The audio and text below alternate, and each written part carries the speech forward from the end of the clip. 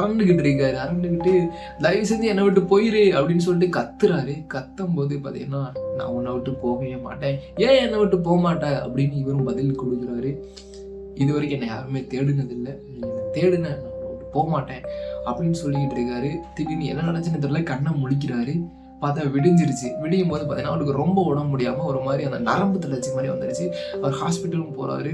Hospital போயிட்டு treatment எடுத்துட்டு அன்னைக்கு பொழுதும் கொஞ்சம் கொஞ்சமாக கழியுது. அப்பயும் போல இரவு வருது. இன்னைக்கு ஒரு கிளியரான மைண்ட் செட்டில் இருக்காரு. இன்னைக்கு என்னதான் சவுண்டு கேட்டாலுமே நம்ம எதுவுமே ரியாக்ட் பண்ணக்கூடாது, எந்த ஒரு இதுவுமே கொடுக்கக்கூடாது. நம்ம ரியாக்ட் பண்ண தான் அது நம்மளை அட்டாக் பண்ண நினைக்கிது போல அப்படின்னு சொல்லிட்டு எந்த ஒரு ரியாக்ஷனுமே கொடுக்காம இருக்குன்னு நினைக்கிறான். சேம் அப்பயும் போல அந்த 3 மணி ஆகுது.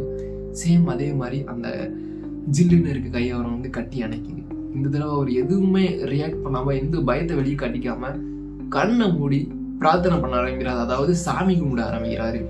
சாமி கும்பிட்டு அந்த கொஞ்ச நேரத்துல அப்படியே அவருக்கு அடுத்து என்ன நடந்துச்சுன்னு தெரிஞ்சுக்கணும்னு நினச்சிங்கன்னா இந்த ஸ்டோரியோட ஃபுல் வீடியோ லிங்க் இந்த வீடியோவில் நான் மென்ஷன் பண்ணியிருக்கேன். மறக்காமல் கிளிக் பண்ணி பாருங்கள். இந்த வீடியோட டைட்டில் கீழே அந்த ஃபுல் வீடியோ லிங்க் இருக்கும், செக் பண்ணி பாருங்கள்.